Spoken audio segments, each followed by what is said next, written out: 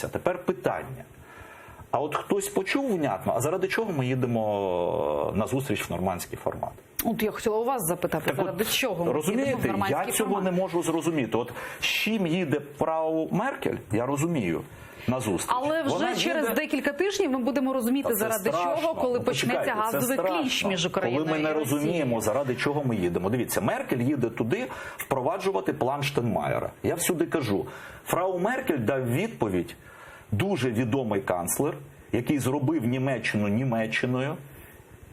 Це Конрад Аденауер, який сказав, ми свободу на території не міняємо. Коли Сталін в 52-му році сказав, проводимо вибори всюди, і на території, яку контролюють радянські війська, і на території іншій, вільної Федеративної Республіки Німеччини. Питання, яке було до Сталіна, ваші війська тут залишаються? Да. Ми беремо під контроль кордон? Ні, не берете. Спецслужби ваші залишаються? Да. Тоді, вибачте, ми свободу на території не міняємо. І Німеччина 40 років готувалася до спільних виборів, поки не рухнула стіна. Оце відповідь фрау Меркель, яку зробив найвідоміший канцлер, який витягнув фактично Німеччину із страшних оков фашизму і зробив чудо разом з Ерхартом.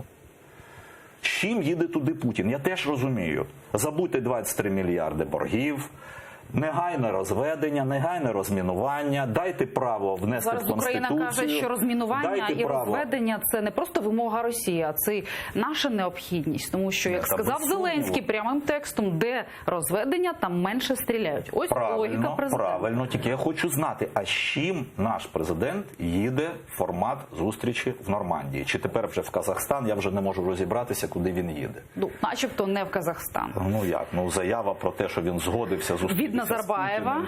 тет на тет. Тепер чекають відповіді від Путіна. Це вже тепер і без французької, і німецької сторони. Ну, це така ситуація. От якби нам було зрозуміло, що ми це все зробили, але ми вимагаємо негайне виведення російських військ. Ми вимагаємо заключення 10-річного контракту, як це було заключено при Тимошенко. І на транзит газу, і на закупівлю газу. Так цілком можливо нам запропонують 10-річний контракт, 20% знижку, разом в пакеті з розведенням і з формулою Штайнмаєра. Якщо з цим їдуть, це оголошується попередньо. А ніхто ж не знає, з чим їдуть. Коли далі кажуть, негайно повернення людей, тих 2,5 мільйони, які виїхали вимушено з цієї території, поки вони всі не повернуться, вибачте, ми заморозили всі вибори на цій території. Бо які вибори? Там повинні обирати владу ті люди, які там проживали до агресії російської. Що їм повертається вся власність, не лише Ахметову, а повертається вся власність тим мільйонам громадян, які звідти вимушені були тікати, у яких відібрали їх маленькі магазинчики, маленький бізнес, квартири і все інше. От коли це відбувається, далі ми вимагаємо проведення вільних виборів, бо кордон нами контролюється. 2 мільйони громадян повернулися в Донецьку, Луганську область, звідти виведені окупаційні війська, відбулося роззброєння. Де ви це бачили на папері? Десь є пропозиція українська, яка оголошена, з якою ми їдемо в нормандський формат. Якщо її немає, тоді у мене є інша підозра. А ви знаєте, що далі буде? Тобто в нормандському форматі буде сказано далі. А після цього Україна зобов'язана провести вибори без контролю за кордоном. А після цього Україна зобов'язана втілити в життя закон про особливий статус Донбаса, де ви зобов'язані їм дати право обирати своїх суддів, своїх прокурорів, свою народну поліцію. Після цього буде сказано, ви тепер повинні всіх амністувати, і вбивць, і всіх кого завгодно. От що буде наступним. Ну, ви наводили приклад Молдови. В Молдові вже президент Додон зустрівся з лідером сепаратистів. Вони познайомили своїх дружин, мило поспілкувалися якраз на території, контрольованій сепаратистами. Вони вже домовилися з Росією про газ з 20% знижкою приблизно.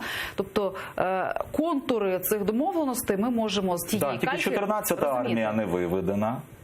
Кордон не взят під контроль. Російські війська в Молдові, в Придністров'ї теж залишаються. 14-та армія Російської Федерації не виведена. Кордон Молдови в Придністров'ї не взяти під контроль прикордонників. Там далі залишаються Збройні сили Росії, далі там залишаються бойовики, які контролюють цю територію. І що далі? Тобто дві держави? Чи одна держава, два способи життя? Таке не буває. І ці держави не існують. Ну я ж знаю, я є доповідач, наприклад, в моніторинговому комітеті по Боснії і Герцеговині. Ну це 3 держави в одній, які не можуть ні про що домовитись. Вони не можуть не сформувати уряд вже який місяць. Вони не можуть обрати владу собі. Вони не можуть сформувати економічну політику. Бо це 3 різні держави. Мусульмані, християні-католики і православні християни. Вони живуть кожен окремим життям. А це називається одна держава. Боснія і Герцеговина. Ми хочемо на таких це президент наслідків. Зеленський каже, що... Я, наприклад, як громадянин України, таких наслідків не хочу. Я хочу, щоб ті 2 мільйони, яких вигнали з території, повернулись назад. І далі почалась нормалізація. От тоді я в щось вірю, що це є нормалізація, це мир є.